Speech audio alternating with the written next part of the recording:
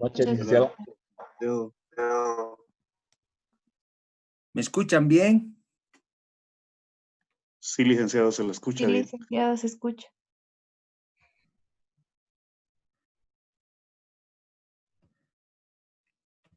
Bueno, daremos inicio a nuestra clase del día de hoy. Lo último que vimos el día sábado, lo habíamos visto de manera rápida, ¿no? Porque ya estábamos sobre la hora. Ahora tal vez haremos una breve introducción y daremos alguna explicación adicional en relación a la distribución de probabilidades, en especial la distribución normal. Entonces, ¿qué es una distribución de probabilidades? ¿Se acuerdan?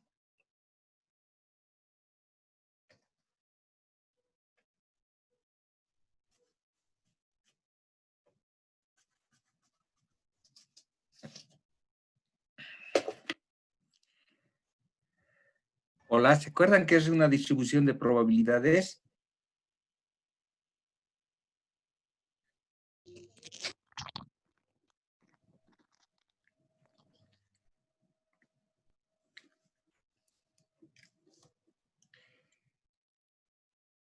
Bueno, entre ellas tenemos a la normal, ¿no? Distribución de probabilidades, entre ellas tenemos a la normal. ¿Qué es una distribución de probabilidades, sin embargo? Licenciado, es una función que asigna a cada suceso una variable o algo por ahí.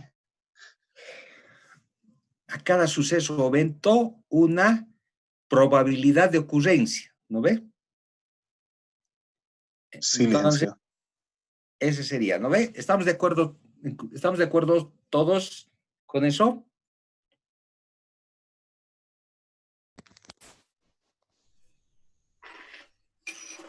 ¿O alguien quiere acotar? Por favor, adelante.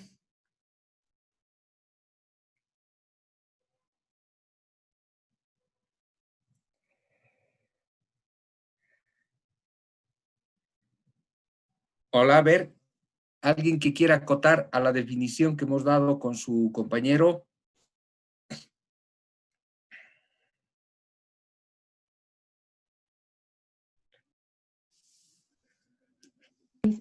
Licenciado, buenas noches. Bueno, ¿Cómo podría está? estar acotando de que, la probabilidad genera una variable aleatoria X y esta también se la divide en dos tipos, que son las variables aleatorias discretas y las variables aleatorias continuas. Ya, perfecto. ¿Está bien? Entonces, justamente una distribución de probabilidades es una función, como bien se lo ha mencionado, que asigna una probabilidad de ocurrencia a un determinado evento o suceso, tomando en cuenta un nivel de confianza determinado, ¿no? Entonces, si nosotros queremos decir cuál es la probabilidad, por ejemplo, de que, a ver, les voy a poner un ejemplo tal vez muy general. Eh, ¿Cuál es la probabilidad de que mañana llueva?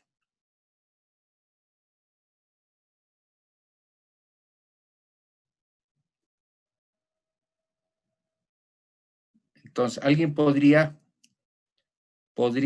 responder indicando, hay una probabilidad de que mañana llueva, ¿no ve? ¿Sí o no? Sí, licenciado. Hay una probabilidad de que mañana llueva, ¿no ve? Entonces, lo que hacemos es asignar una probabilidad al evento de lluvia. Ahora, si nosotros analizamos, mañana es 1 de septiembre, ¿no? Mañana es 1 de septiembre. Si nosotros analizamos todos los primeros de septiembre de los últimos 20 años, es decir, 1 de septiembre del 2000, 1 de septiembre del 2001, 2002, 2003, 2004 y así llegamos al 1 de septiembre de 2020, ¿no? Entonces, vemos que cada 1 de septiembre llueve, ¿no? En general, digamos, de los 20 últimos 1 de septiembre, en 17 años ha llovido. Entonces, construimos la distribución de probabilidades, ¿no? De los eventos de lluvia de cada 1 de septiembre de cada año. Entonces, establecemos que cada 1 de septiembre llueve y la probabilidad de que el 1 de septiembre llueva antes. Construimos la distribución de probabilidades de lluvia de los últimos 20 años y establecemos que esa distribución de probabilidades sigue la trayectoria normal, ¿no? Entonces decimos, el evento de lluvia sigue una trayectoria normal, ¿no? De distribución normal. O sea que una vez que nosotros establecemos que la distribución de probabilidades es normal, ya conocemos 2 parámetros, ¿no? ¿Cuáles son esos parámetros? El primer parámetro es, conocemos lo que es la media y lo que es la desviación estándar, ¿no ve? Conocemos eso. Y si conocemos la media y la distribución estándar de una determinada variable, entonces conocemos su comportamiento. Y bueno, después vamos a explicar un par de cositas que quiero comentarles en adición a lo que acabo de mencionarles, ¿no? Entonces, volviendo al ejemplo, la probabilidad de que llueva mañana, tomando en cuenta que la distribución de probabilidades de los últimos 20 años, qué es lo que sucede en términos de si llueve o no llueve el 1 de septiembre, nos arroja un comportamiento que se ajusta a la distribución de probabilidades normal, ¿no? Entonces, lo que hacemos es decir, ¿cuál es la probabilidad de que llueva mañana, ¿no? Y la respuesta es, la probabilidad de que llueva mañana es del 90%, o es del 50%, el porcentaje que corresponda, pero nosotros le adicionamos a esa respuesta un nivel de confianza determinado, ¿no?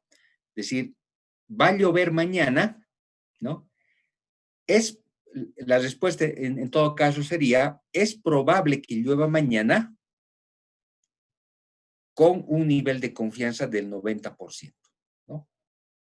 Entonces, yo estoy dando una respuesta solamente con un grado de certeza del 50%, ¿no? Entonces, si me vuelven a preguntar, ¿cree usted que mañana llueva? Yo le puedo decir, es probable que llueva mañana con un nivel de confianza del 90%, ¿no? El 10% nos estamos guardando para ver, de repente no llueve, ¿no? De repente no llueve y bueno, ese es, como su nombre lo dice, nivel de confianza. Yo estoy dando una respuesta no certera, ¿no? Sino una respuesta probable a un determinado nivel de confianza, ¿no? No estoy asegurando que el día de mañana va a llover, sino estoy diciendo de que es probable que llueva, pero con un nivel de confianza del 50%, ¿no? Antes que me olvide, ¿qué diferencia existe entre probable y posible?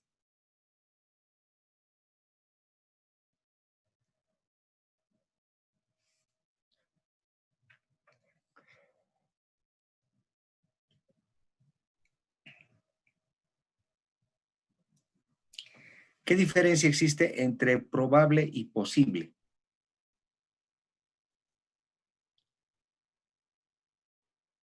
Licenciado, tal vez lo probable está, como dice la palabra, comprobado, tal vez, probado, y posible está pasado como adivinar, tal vez.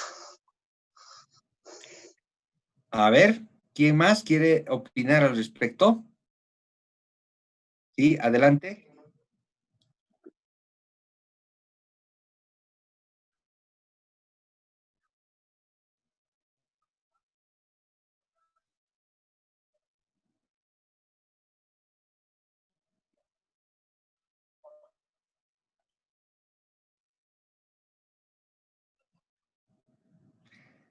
Ya, perfecto. Esa es la respuesta más certera, ¿no? La probabilidad es una, ¿cómo diríamos? Es un término cuantitativo.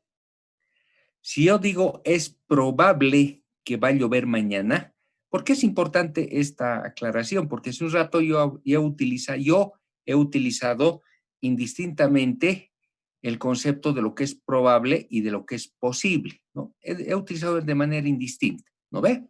Entonces, para no confundirse a ustedes, lo que estoy haciendo ahora es aclarar lo que es probable y lo que es posible, ¿no? Cuando yo respondo la probabilidad de que llueva mañana, ¿qué tengo que, qué tengo que adicionar a esta respuesta? Tengo necesariamente que adicionar un valor, ¿no? Entonces, en otras palabras, la probabilidad de que llueva mañana es del, qué sé yo, 50%, 60%, 70%, 10%. O sea, necesariamente cuando yo utilizo la palabra probabilidad, necesariamente tengo que dar un valor, ¿no? Tengo que dar un valor. Pero en cambio, cuando yo utilizo el concepto posible, el concepto posible es un concepto cualitativo, es cualitativo. ¿Qué significa que sea cualitativo? Es que solamente, es más, de manera cualitativa podemos indicar incluso que es incluso dicotómico. Podemos decir es posible o no es posible que llueva mañana. Si decimos que llueve, bueno, no le estamos asignando ningún valor cuantitativo. O podemos decir es probable también, ¿no? Ahí también no le estamos adicionando perdón, cuando decimos probable, necesariamente tenemos que adicionar un valor cuantitativo. Pero cuando decimos es posible, no necesitamos dar ningún valor. ¿Llueve o no llueve? ¿Blanco o negro? Día, noche. Positivo, negativo, 0, 1, ¿no? Eso es lo posible. Lo posible es un término cualitativo o que arroja un resultado en términos cualitativos, ¿no? Eso es lo posible. Entonces si ustedes me preguntan, ¿qué es lo que podría pasar? ¿Lloverá mañana, sí o no? Entonces yo tengo dos tipos de respuesta, ¿no? Yo podría decir, la probabilidad de que llueva mañana es del 50%. Ya. O podría decir, es probable que llueva mañana, ¿no? Ahí ya no estoy obligado a dar ningún número, ningún valor. Entonces, en primer caso, es probable o es posible, ¿no? Ambos me conducen a un resultado. Ambos me conducen a un resultado, pero el resultado al final es si llueve o no llueve, ¿no?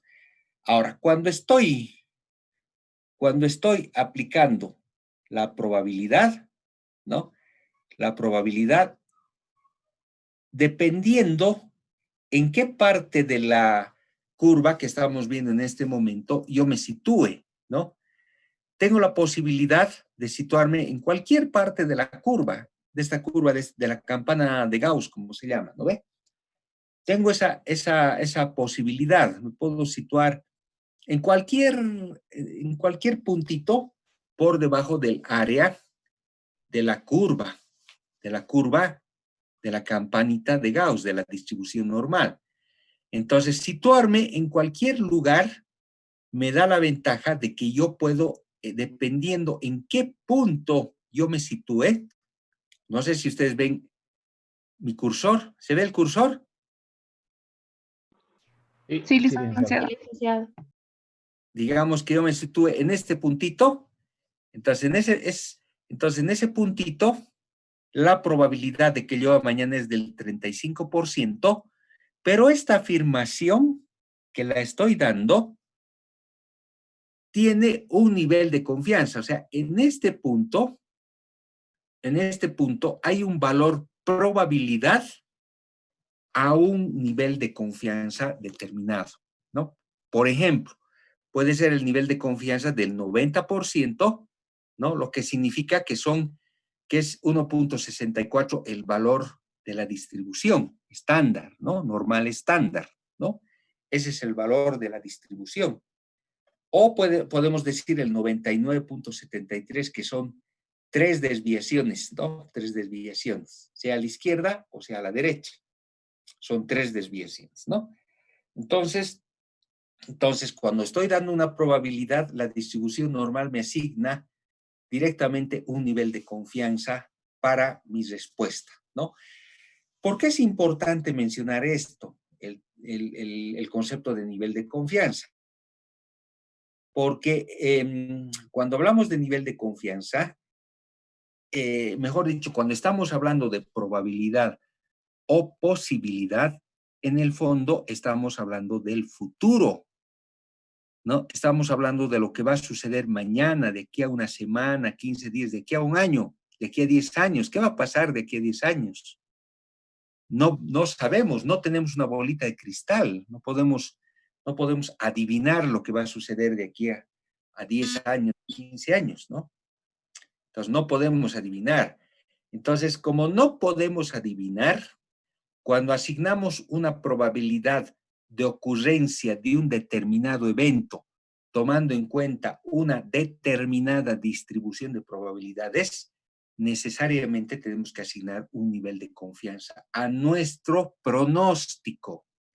Entonces, el pronóstico está conllevando un nivel de confianza, ¿no? Y ese nivel de confianza a veces es como una especie como una especie de elemento de seguridad, ¿no? ¿Qué significa elemento de seguridad? Significa que si alguien me dice, tú dijiste que iba a llover, ¿no? Tu pronóstico fue que mañana, que hoy, bueno, nos situamos mañana, que hoy iba a llover. Entonces mi respuesta va a ser, un momento, yo solamente dije a un nivel de confianza del 90%, lo que significa que tenía un margen de error del 10%, ¿no? Entonces, y ese margen de error del 10% puede verificarse, puede concretarse ese 10%. No está cerrado, entonces se podría concretar no el 90%, sino más bien el 10%. Ese sería el porcentaje que podría concretarse, ¿no? Entonces reitero, cuando estamos hablando de probabilidad, siempre tenemos que arrojar un porcentaje, un valor. Cuando estamos hablando de posibilidad, no estamos obligados a arrojar ningún valor. Es como cuando lanzamos la moneda, ¿no? No sabemos qué va a caer, ¿no? Pues puede caer cara o cruz, ¿no? Ahora, ¿en qué nos ayuda la distribución de probabilidades? En este caso, la distribución normal. Nos ayuda en el hecho de que podemos nosotros saber, si sabemos la distribución de probabilidades, y esto tómenlo muy en cuenta, ¿no? Si conocemos la distribución de probabilidades del comportamiento de una variable, ¿no? Si conocemos la distribución de probabilidades de los valores o del comportamiento de los valores de una variable, podemos predecir su comportamiento en el futuro, ¿no? Entonces, si yo sé, por ejemplo, que el evento de lluvia sigue una distribución normal, entonces yo puedo agarrar y proyectar y ver qué va a pasar el 1 de septiembre de los siguientes 20, 10, 20, 30, 50 años, ¿no? Puedo sin ningún problema hacer esa proyección, esa predicción, ¿no? Siempre tomando en cuenta un nivel de confianza. Entonces, yo podría decir, la probabilidad de que llueva de aquí a 10 años, el 1 de septiembre, es del 30%, con un nivel de confianza del 90%. Si de aquí en ese lapso de tiempo alguien me dice, mira, tú dijiste que iba a llover, entonces yo le voy a responder, pero ese mi pronóstico fue con un nivel de confianza del 90%. Yo me di un margen de error del 10% porque no soy adivino, no miro el futuro, ¿no ve? No miro y puede ser que no se haya concretado, digamos, ese 90%, pero más bien se haya concretado el 10% de error en la predicción que yo he realizado, ¿no ve? Entonces, para cerrar este tema de la distribución de probabilidades, si yo tengo la posibilidad de conocer la distribución de probabilidades del comportamiento de los valores de una determinada variable, puedo saber su comportamiento futuro de esa variable. O por lo menos puedo predecir cuál va a ser la trayectoria y cuál va a ser el comportamiento que va a tener esa variable en el futuro.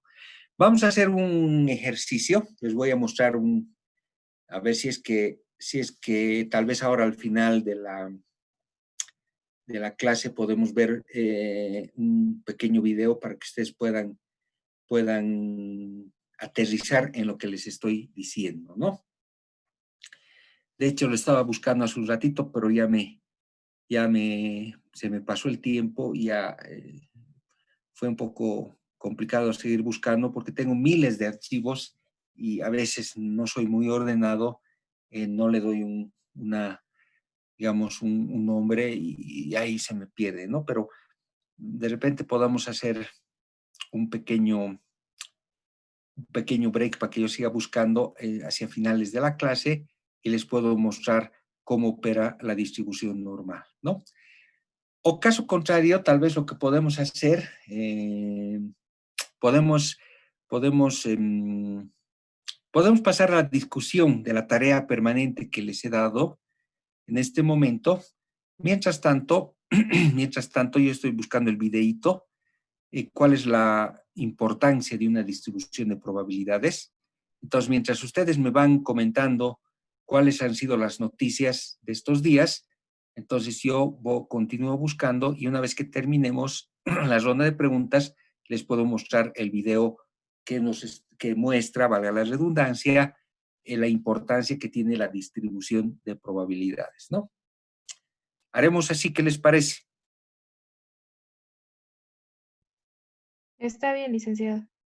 Ya, entonces acá vamos a hacer, dejar de compartir. Entonces pasaremos ahora a la ronda de preguntas. Y las preguntas son concretas, ¿no? ¿Cuáles han sido las noticias o la noticia, sea de corte económico o financiero, a nivel nacional o internacional, que se ha suscitado desde el sábado hasta el día de hoy, que es, ya vamos hasta las 9, casi 9:10 de la noche, ¿no? A ver, vayan ustedes comentando. ¿Quién se anima? Mientras tanto, yo voy a estar buscando el video que estuve buscando hace ratito y no lo pude encontrar. Ya tuve nomás que ingresar al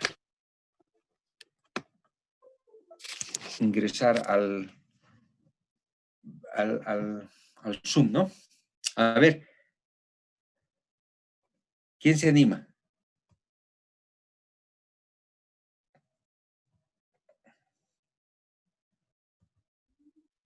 Licenciado, buenas noches. Yo Buenas noches. encontré el día sábado la noticia sobre la desocupación, cuánto ha incrementado en Bolivia. Y bueno, la noticia era así. La tasa de desocupación del país registró 11,8%, donde el 7,9% es por efecto de la pandemia, ya que esto tendría una tasa de 3,9 si no hubiera existido esta crisis. En julio cerró con 289,000 personas desocupadas y 41,000 están en rango de 18 a 23 años y 98,000 son inactivas, afectadas. Después, la población total fue de 698,000 personas, que 53,3% fueron mujeres y 46,7% fueron hombres. Las actividades afectadas fueron de la construcción con un 20% y 23% entre abril y julio. Luego las comidas rápidas y los restaurantes representan un 8 y 13% y el comercio un 15%. Eso, licenciado, los datos. Ya, a ver, ¿quién más? Muy interesante, ¿no? El tema del desempleo. Se espera un desempleo superior al 10%, ¿no? O sea, es realmente una situación casi de catastrófica, ¿no? A ver, vamos a hacer una pequeña consideración luego que todos los que tengan algo que comentar se manifiesten. A ver, otra persona, por favor. Otro. Buenas noches, licenciado. Buenas noches. Bueno, esta noticia me parece interesante y lo vi hoy, que nos dice que la Cámara Nacional de Industrias dice que el impuesto planteado por Arce es indestructivo para la industria. Bueno, esto es la campaña que está haciendo Arce, ¿no?, para ser presidente. Y nos dice que la Cámara Nacional de Industrias está rechazando la propuesta del candidato del MAS de la creación de un impuesto al patrimonio. Y ellos aseguran, ¿no?, que esta propuesta es destructiva para la industria. La Cámara Nacional de Industrias afirma que durante los últimos 14 años del gobierno del MAS se ha impulsado un proceso de desindustrialización de la industria manufacturera, en este caso, en el país, ya que se ha generado un escenario adverso a la iniciativa privada industrial, con la creación de fábricas estatales deficitarias, según la Cámara Nacional de Industrias. Entonces, los industriales nos dicen que han recordado que el sector ha planteado una propuesta de política industrial con 27 tipos de política de alineamiento sectorial industrial para promover la industrialización del país.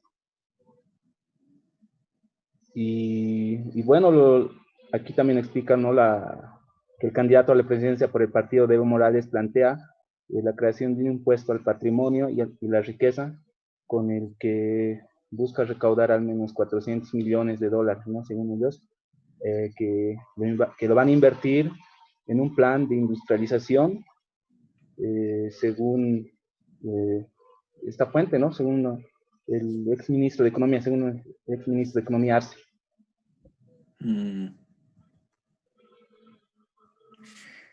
Sí, interesante. Eso también vamos a hacer un comentario al respecto.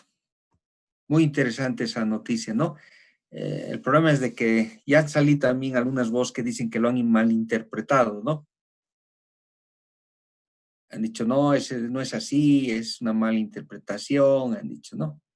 Pero a ver, habrá que ver realmente de qué se trata, ¿no? Ahorita estamos en un momento preelectoral donde todo va a salir, todo lo que uno diga puede ser utilizado en su contra. Así que hay que tener mucho cuidado. A ver, otro colega.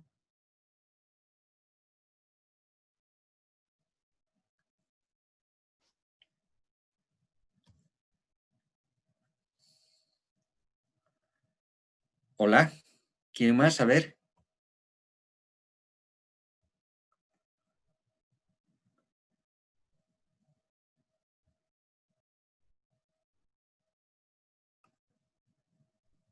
Hola, hola. Licenciado, buenas noches. Buenas noches. Ya saben, si es Eh, que no se animan, yo les voy a preguntar. Licenciado, estaba leyendo algo de una noticia de la empresa de Huawei, donde se dice que Estados Unidos ya se están preparando para los posibles retrasos y pérdidas por las restricciones que impuso Washington al comercio.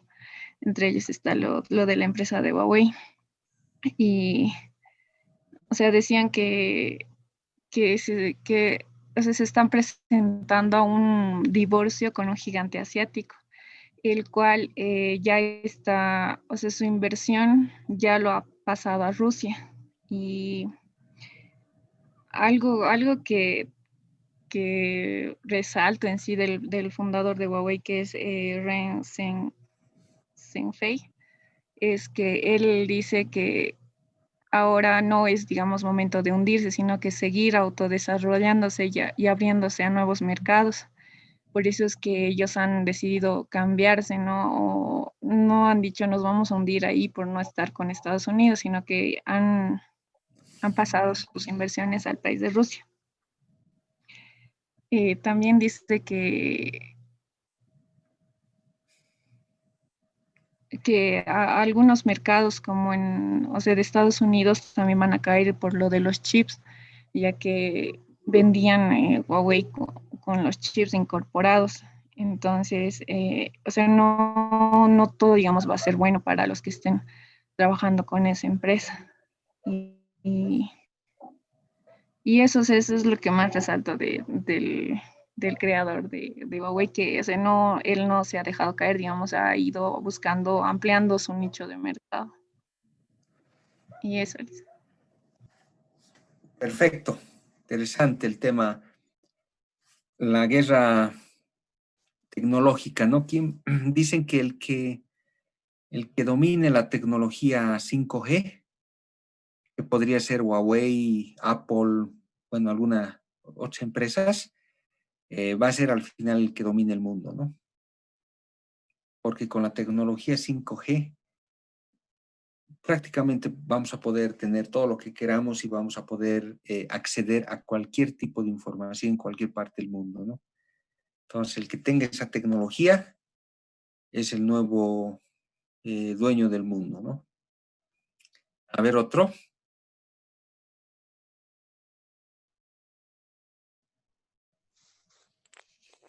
Buenas noches, licenciado.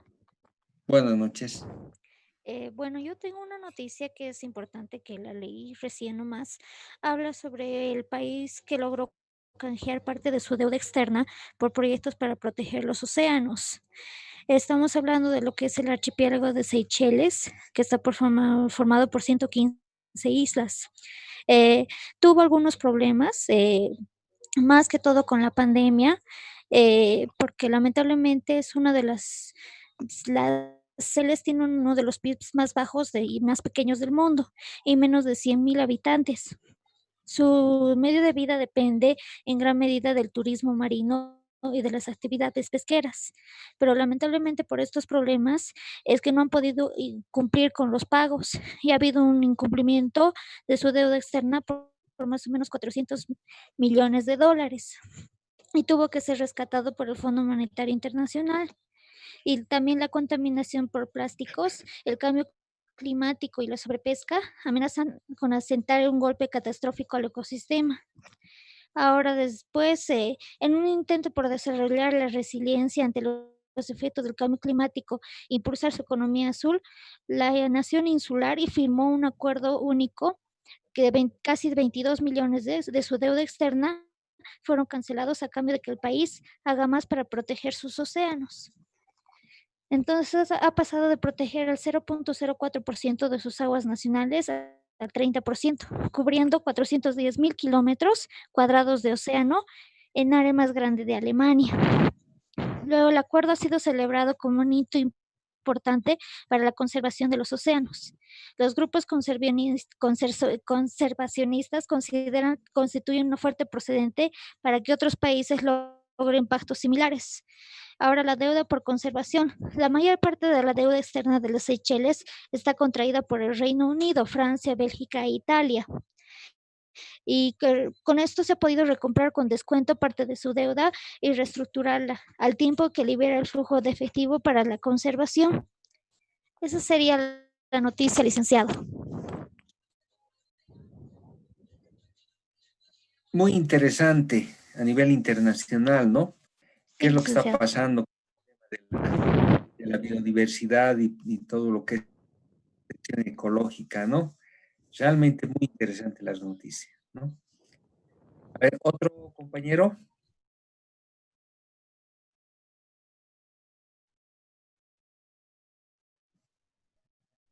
O compañera.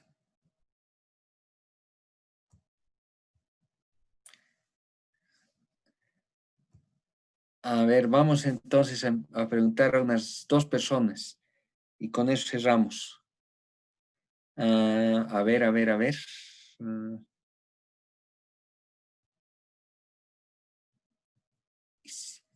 Xiomara Molina es la